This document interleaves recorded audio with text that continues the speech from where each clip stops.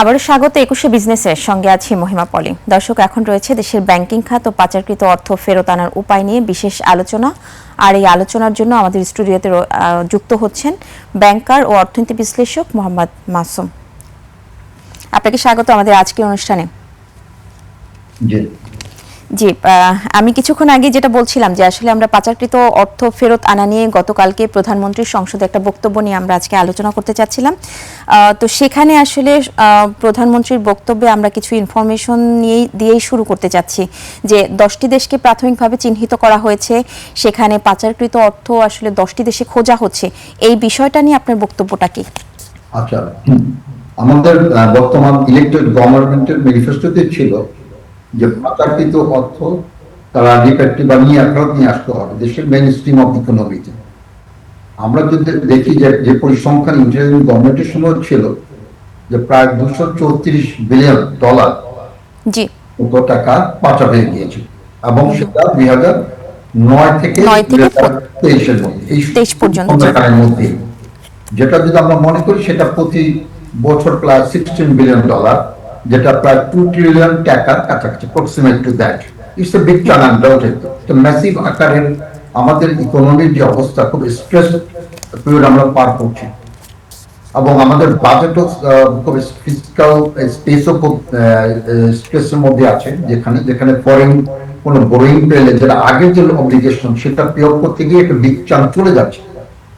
সেই সময় এই টাকার যে মেইন স্ট্রিমিং করা, এটা কিন্তু একটা ওভাররাইডিং কনসার্ন, এবং এই সরকারকে আশান্বিত হওয়ার যথেষ্ট কারণ আছে। উনি তার বক্তব্যে সংসদে খুব সিরিয়াসলি এই কথাটা নিয়েছেন, এবং এই জন্য যাবতীয় ব্যবস্থা গ্রহণ করবেন।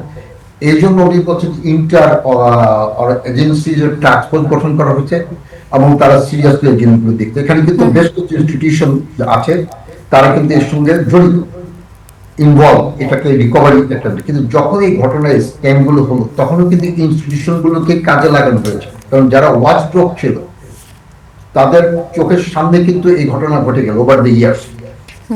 এবং এটার অংশ একটা হলো ট্রেড বেস মানি লন্ডারিং এর মাধ্যমে একটা বিগ চাঙ্ক চলে যায়, আর একটা হলো মেগা প্রজেক্টের আড়ালে চলে যায়। আপনারা জানেন যে এইভাবে লেয়ারিং করে বিভিন্ন ভাবে প্লেসমেন্ট, লেয়ারিং, দেন ইন্টিগ্রেশন।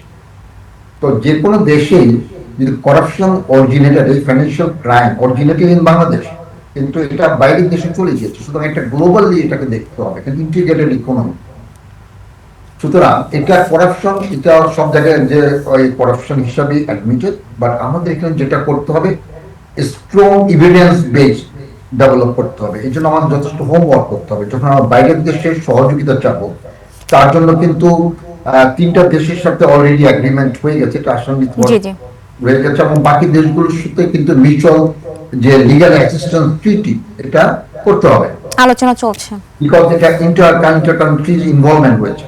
সুতরাং আমরা কোনো কারণে পলিটিক্যালি কাউকে ভিক্টিমাইজ করার জন্য না, বিকজ অরিজিনাল বেনিফিশিয়ারি ওনার কারাই আছে, তাদের আয়ের সাথে তাদের যে লেজিটিমেট সোর্স আছেই তো, তার সঙ্গে তার যে অ্যাসেট অ্যাকুইজিশন করেছে এবং যে টাকাটা পাচার করছে তার সঙ্গে সঙ্গতি আছে কিনা, এটা কিন্তু খুব ফুটিয়ে দেখতে হবে স্পেসিফিক্যালি, যাতে আমরা যাতে ওনাদের সহযোগিতা পেতে পারি কোনোভাবে। এবং থার্ড ওয়ার্ল্ড কান্ট্রিতে একটা ব্যাপার আছে যে ভিক্টিমাইজ করা, নট নেসেসারিলি লাইক দ্যাট। এখানে যে ইন্টারিম গভর্নমেন্টের সময় যে পরিসংখ্যান আসছে, সেই পরিসংখ্যানের ভিত্তিতেই আমাদের আগাতে হবে, এবং ওনারা যে 10টা 11টা প্রতিষ্ঠান বা ব্যক্তিকে তারা আইডেন্টিফাই করেছে, এবং যে 10টা কান্ট্রিতে গেছে সেখানে সিগনিফিকেন্ট অ্যামাউন্ট দিয়েছে, যেগুলো সেটা কিন্তু আমাদের এই কাজের জন্য সামনে এগিয়ে দেওয়ার জন্য আমি মনে করি এটা ঠিক আছে, স্পেসিফিক ওয়েতে আমরা আগাচ্ছি।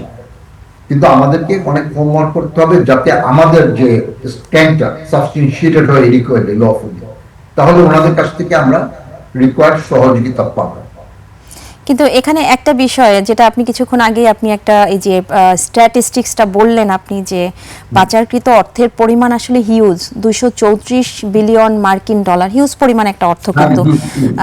জি, তো এই অর্থ, এই যে পাচারকৃত অর্থ ফেরত আনার যে পরিকল্পনা বা প্রতিশ্রুতি, যেটাই বলি, পরিকল্পনা এবং প্রতিশ্রুতি দুটোই আছে এখানে। তো এটা কি আসলে বাস্তবতা নাকি রাজনৈতিক প্রতিশ্রুতি শুধু? না, এটা আসলে সম্ভব, কতটা সম্ভব, এটা অগ্রগতি কতটা সম্ভব?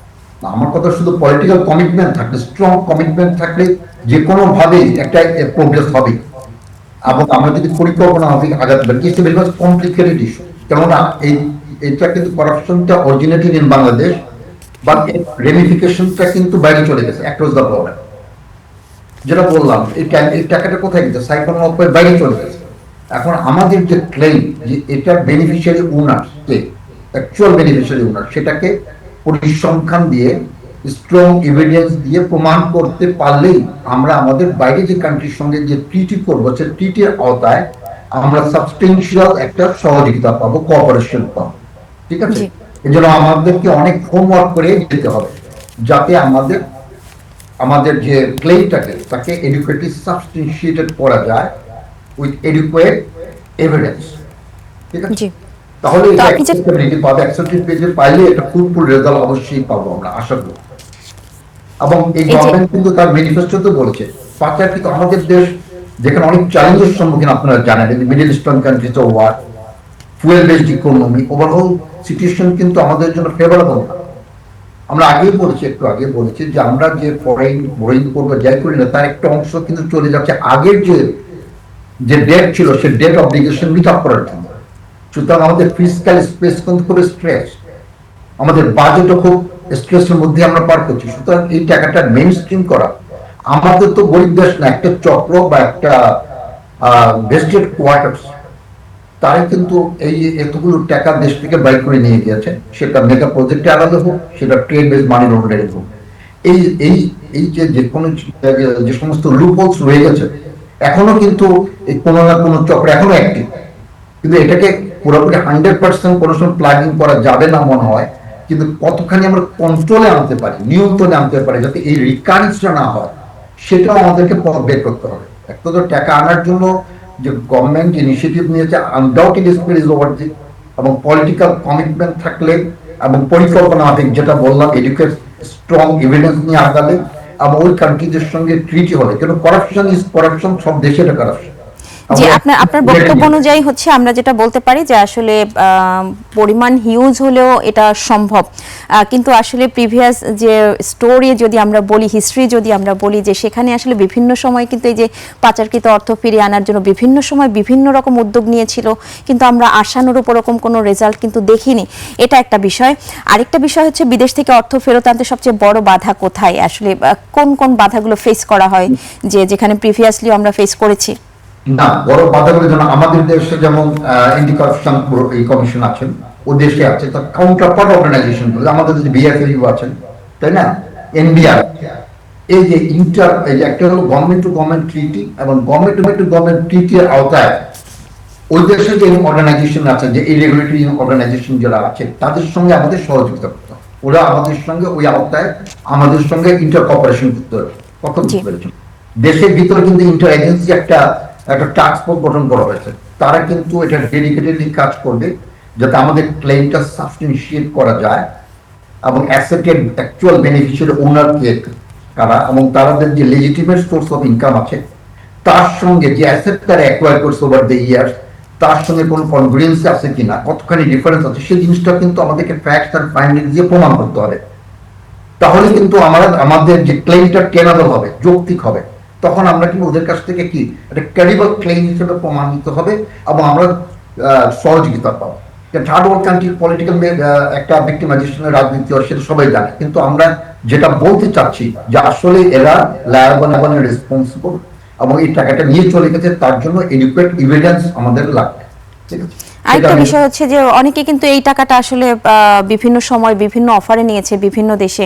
আমি যদি এখানে একটু মেনশন করি যে অনেকেই গোল্ডেন ভিসা নিয়েছে, লাইক এরকম আর কি, আরও কিছু বিষয় রয়েছে এবং ইনভেস্টমেন্ট ভিসা রয়েছে। সেক্ষেত্রে তারা তো আসলে ওই দেশে ইনভেস্ট করেছে এবং ওই দেশের যে যারা আছে মানে কর্তৃপক্ষ বা যেটা বলেন যে ওই দেশের আইন অনুযায়ী, সেক্ষেত্রে তারা আসলে এই টাকাটা ফিরিয়ে আনতে কোনো প্রোটেকশন বা কোনো বাধা দেবে কিনা, এই বাধার সম্মুখীন হব কিনা আমরা?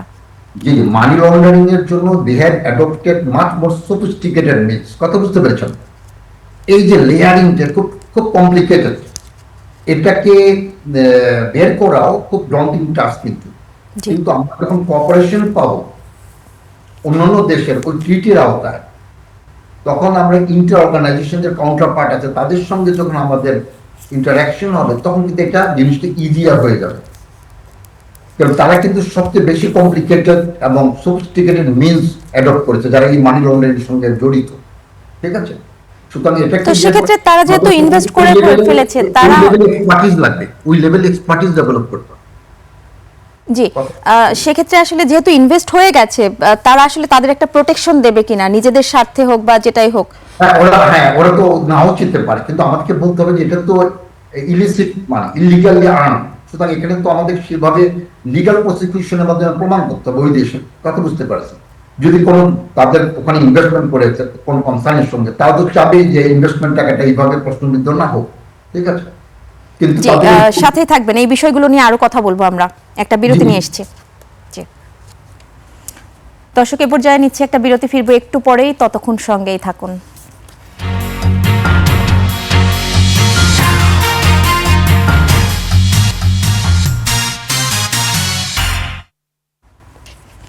আবারও স্বাগত একুশে বিজনেসের সঙ্গে আছি মহিমা পলি। দর্শক, বিরতির আগে দেশের ব্যাংকিং খাত ও পাচারকৃত অর্থ ফেরত আনার উপায় নিয়ে কথা বলছিলাম ব্যাংকার ও অর্থনীতি বিশ্লেষক মোহাম্মদ মাসুমের সঙ্গে।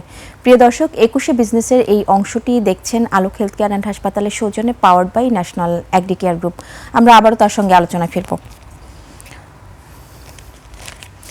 জি, বিরতির আগে যদিও এই পাচারকৃত অর্থ ফিরিয়ে আনতে আপনি বারবার একটা বিষয়কে বারবার মেনশন করছিলেন, সেটা হচ্ছে যে আইনি এভিডেন্স, যেটা যদি সঠিক এভিডেন্স থাকে, তো সেখানে আমি এই বিষয়টার সাথে আরেকটা বিষয় আমি একটু যুক্ত করব, যে আন্তর্জাতিক লবিং। পাচারকৃত অর্থ ফিরিয়ে আনতে গেলে আন্তর্জাতিক লবিংটা কিন্তু আরো অনেক বড় একটা বিষয়। তো এই সময় এই জায়গা থেকে আমি বলবো যে এই মুহূর্তে বাংলাদেশের জন্য সেই আন্তর্জাতিক লবিং এবং আইনি সক্ষমতা কতটুকু আছে পাচারকৃত অর্থ ফিরিয়ে আনতে। সেটাই আমি বলছি, একটা আইনি লড়াইয়ের ব্যাপার রয়ে গেছে, কিন্তু যারা পাচারকৃত তথ্য ওখানে নিয়ে গেছে এবং ইনভেস্টমেন্ট করেছে, এবং সে অর্গানাইজেশনও তারাও কিন্তু চেষ্টা করবে যাতে এটা তার কোনোভাবে যাতে এলিগেশনটাকে প্রুভ করা না যায়। সুতরাং আমাদের যারা এখানে এক্সপার্টিজ, সে এক্সপার্টিজ আমাদেরকে ডেভেলপ করতে হবে, তো দ্যাট আমরা ওদের সঙ্গে ইন্টারাকশনে আমাদের যে দাবিগুলো, আমরা যে বলছি যে ইলিসিট ট্রানজাকশনের মাধ্যমে এখান থেকে সাইফন হয়ে গিয়েছে এতগুলো টাকা, সেটা যাতে আমরা পরিসংখ্যান দিয়ে এবং ইভিডেন্স দিয়ে প্রমাণ করার মতো যৌক্তিকতা এবং সেটা জাস্টিফাই করার মতো সক্ষমতা আমাদেরও ডেভেলপ করতে হবে। ওই ব্যাকবোন ডেভেলপ না করলে কিন্তু রেজাল্ট ওইভাবে আমাদের কাছে আসবে না। আর তাছাড়া এখন ওয়ার্ল্ড ইকোনমি কিন্তু নানা ধরনের বৈশ্বিক, আপনার জানেন মিডিল কান্ট্রি, এই সময়টা কিন্তু আমরা একটা খারাপ সময় দিয়ে পার করতেছি। যাই হোক, তো এটার জন্য আমি এখানে একটু আন্তর্জাতিক সক্ষমতা, এই মুহূর্তে আমাদের এই সক্ষমতা কতটুকু আছে সেটা যদি একটু জানতে চাই। এই অর্থটা ফিরিয়ে আনতে এই দুটি বিষয় বা আরো আনুষঙ্গিক আরো বিষয়গুলো যদি এটার সাথে রিলেটেড থাকে, সেই সক্ষমতা আসলে কতটুকু আছে? এই যে আন্তর্জাতিক লবিং এর বিষয় যেটা এবং আইনি যে সক্ষমতা, সেটা আসলে এই মুহূর্তে আমরা কতটুকু এগিয়ে আছি এই জায়গাটাতে? না, আমার মনে হয় যে আমাদের কিন্তু সক্ষমতা জায়গা ভালো ঘাটতি রয়ে গেছে, এই ঘাটতিটা আমাদের পূরণ করতে হবে। সেটা কিরকম? হ্যাঁ, সক্ষমতা ডেভেলপ করতে হবে যাতে ওদের সাথে আমরা আর্গুমেন্টস, কাউন্টার আর্গুমেন্টস সবকিছু তো হবে, এটা আইনি প্রক্রিয়ার মাধ্যমে তো হবে।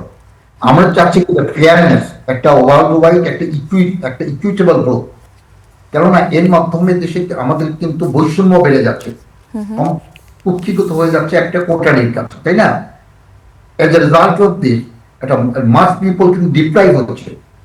এখানে আমাদের তো জনগণের টাকা, এটা সেই পার্সপেক্টিভে আমাদেরকে কথা বলতে হবে।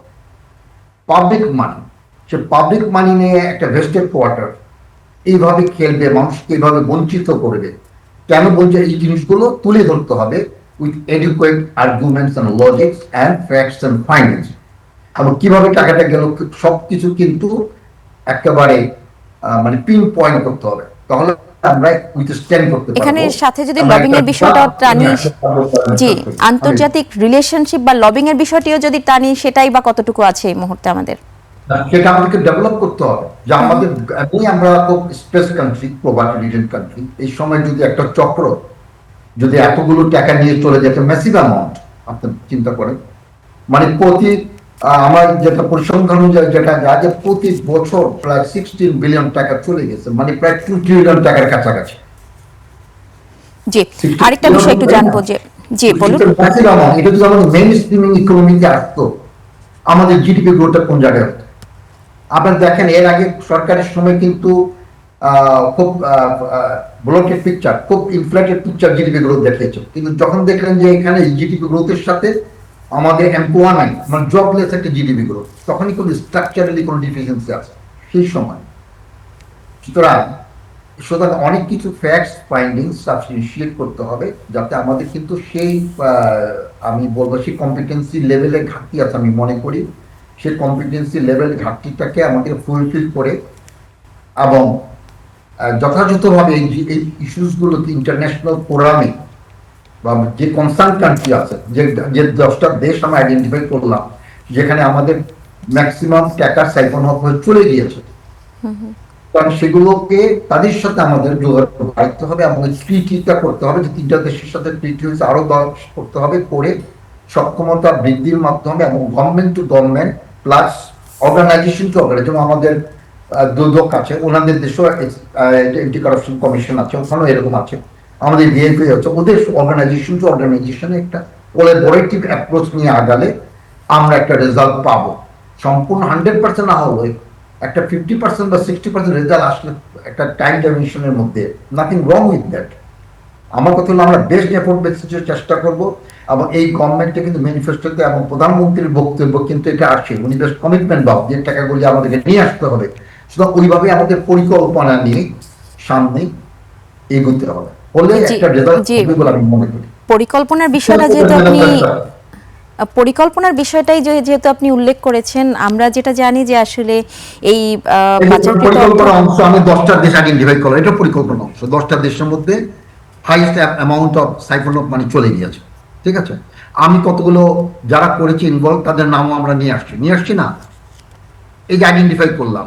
তারপরে দেশের ভিতরে অনেক হোমওয়ার্ক করতে, লিগাল প্রসেস করা, ও কিভাবে গেল, তাদের যে লেজিটিমেট ইনকাম আছে তার সঙ্গে যে তার অ্যাসেট আছে তার সঙ্গে কতখানি অসঙ্গতি আছে, সে অসঙ্গতিগুলো তুলে ধরতে হবে।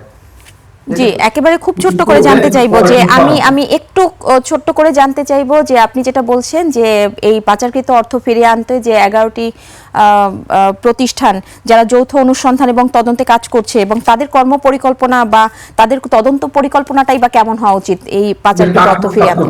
জি জি জি, এবং তাদেরকে সবসময় মনিটরিং করতে হবে, তাদের কাজের অগ্রগতি করতে, কারণ নির্দিষ্ট অ্যাকশন প্ল্যান নিয়ে, টাইম ডাইমেনশন নিয়ে এগোতে হবে, এবং আমাদের নিজস্ব কম্পিটেন্সি লেভেল বাড়াতে হবে, so that we can take it up with educate information, facts and findings, যাতে আমরা সাবস্টেন্সিয়েট করতে পারি আমাদের ক্লেমটাকে উইথ দ্য আদার কান্ট্রিজ।